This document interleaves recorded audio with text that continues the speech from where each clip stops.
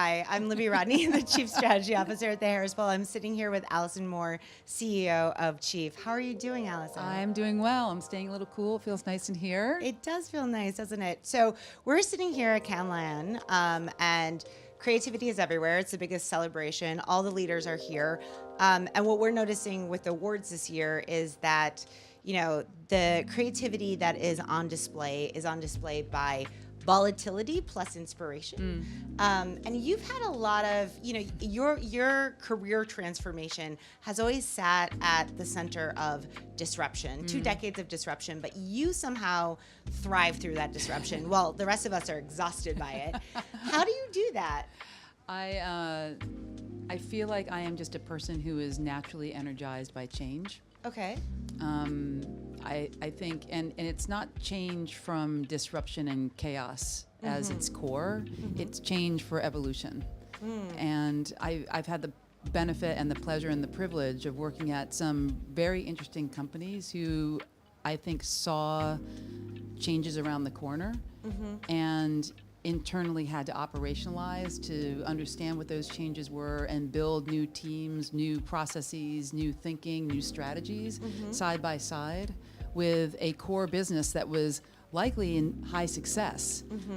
But with future thinking, you understand that the landscape is going to change, and how do you parallel path that? Right. And in that instance, I love being the person brought in to kind of work through that. So, whether that was HBO or Daily Candy, even at NBC Universal with TV Everywhere, SoundCloud, Condé Nast, and frankly, even Comic Relief, where I was CEO for 5.5 years, which is a nonprofit and a social impact organization, but one that has to, in that sector, constantly react to change. Right. And certainly over, I was CEO at that point during COVID. So that was the macro change for everybody. Yeah.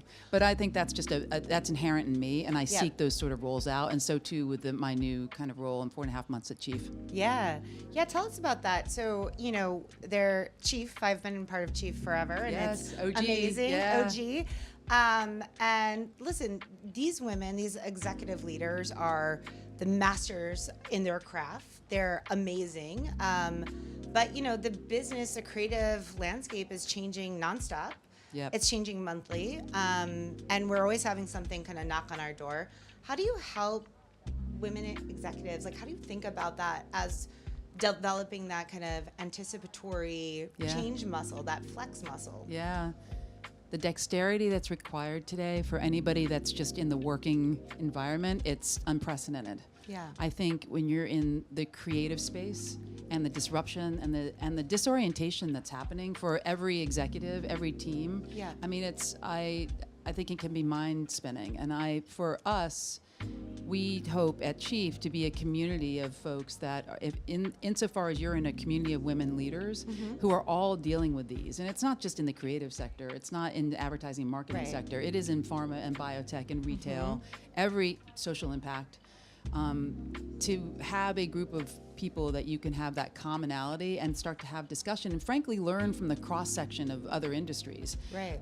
I do think there's benefit in stepping out of the swirl of everyone being in the marketing and advertising and media business 100%. because everyone's solutioning may be the same way, and some of that conversation becomes a little bit of a circle. Yeah. So for us, it's exposure to community. Yep. It's bringing in interesting ideas to kind of spark thought. Yeah. And that can be on things like, we had Kate Jensen from Anthropic come at one of our clubhouses in New York. And, she's an incredibly human individual. I mean, it sounds funny, but she is a woman, a mother, running all of the commercial business for Anthropic, and her way of sort of dissecting the fear and the exhilaration about AI was a completely different context. And you could see all of the chief women sitting there, just like mind spinning, like how am I going to take this back to my organization and my leadership style? But whether it's AI, whether it's tariffs, return to office, how you flex with the Gen Zs and Gen Xs in your office, but also things like what's happening in my vertical. Yeah. And frankly, I think the other thing, which everyone should be thinking about, but we really think about with chief women, what's the off button look like? Yeah. Yeah. Yeah. And how do you have a little bit of that threaded through your kind of hustle. Yeah. Because it is a hustle. Yeah, sure. And then the last thing I'll say too, and this is really, you can see this in the chief community. Yeah. The executive woman's journey is not linear. And, you know, women come into chief, they have an experience that's deeply personal about their own career journey, and then they morph and change. Yeah. And so a Fortune 500 executive who's clipped in at a really big company that's been doing XYZ may at chief turn into an entrepreneur, may at chief turn into a founder, a fractional, a permanent board person. And that in that molting is change. And that's what I want to think about the women leaders in a more holistic way, as opposed to what's your next role. I mean, that's interesting, but not as much anymore. It's a bigger question. It sounds like because the future of work and the ecosystem of what we do and the portfolio of careers is changing. So it's changing right in front of us. I mean, the AI piece, I think, is, I do personally feel excited by it because I've always been just to the change point. I love the idea of what technology can do and unfold and unfurl, but, you know, I mean, as a mother, as a leader, it's, how are we going to be working? Right. And what will be, and you know, a woman of a certain age, what's my work rhythm going to be in 5 years, given the disruption that's happening and the dislocation? And I think women are resilient. I feel that way. But let me start talking about it now before it like lands in my lap. And I think I want that spirit for my chief crew. Yeah, no, I love that. And it also sounds like a major theme of that, or where we have turned the dial and have started shifting, is leadership was always kind of approached at such an individualistic level, right? You have your individual coach, you have your succession plan. It's a one-to-one thing. But what I'm hearing and what you're saying is that it's really the community factor, and it can be really isolating if your experience change as an individual industry. And there's so much to learn in a more holistic framework together. I can't stress that enough. And it's multi-layered, and that's the interesting thing about Chief as a community, is that I can come in and learn from people who are big CEO folks at big companies, and there's something to be learned there. I can learn from people who are actually not from my industry. My core group at Chief was actually people in finance and banking, and I mean, that's not my background. Some of their advice and perspective, I learned a few things, you know? Oh, I did and too. then I just think, again, that fluidity of, I've learned so many things from people who are actually in transition, and they're learning things about themselves. And I don't know, I just feel like that's how I'm gonna level up my game. And I think, to your point, when I say level up my game now, like in 2019, 18, 17, whatever, in the past, it might have been one thing where you're like, leveling up my game means my next title. Right. I don't think that's everyone's sort of trajectory necessarily anymore. That's not the only question that they're asking themselves. They're asking themselves, what do I want with my career? And they're giving themselves permission to be a baller and not be a title with an office and some sort of card. And I love that, because there are women at Chief who are like, I was a fashion executive at XYZ, and now I'm doing something on my own, and I'm making great bank, and I have great contacts, and I'm loving that part of my new kind of career journey, you know? Right, which the community supports. Like 100%. That's what it's about. You don't have to be an executive. I mean, Yeah. I think, you know, that's where Chief started out, because in 2018, 19, it was about executive leadership and a facet. And that facet still exists, and we have it at Chief. But it's that plus. And how do you figure out what that kaleidoscope is for women? And that's been my journey. Right.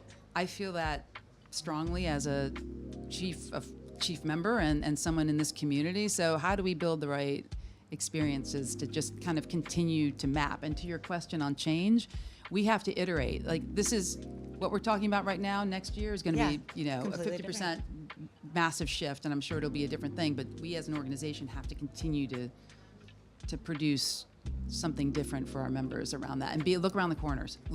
Yeah, I love that, because Wall Street Journal just came out with an article that said, you know, 25% of CEOs are voluntarily leaving this year. And they're changing because they they're seeing different career paths for themselves, and they're saying, I don't want this anymore. And so A, the C-suite might have to change. Yeah.